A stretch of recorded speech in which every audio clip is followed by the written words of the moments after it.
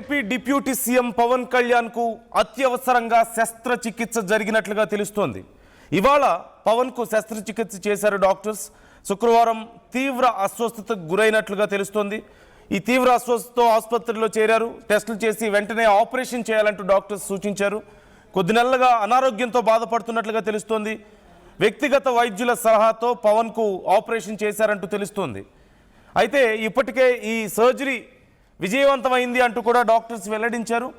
Operation అనంతరం ఐసీయూలో పవన్ కళ్యాణ్ని అబ్జర్వేషన్లో ఉంచారు.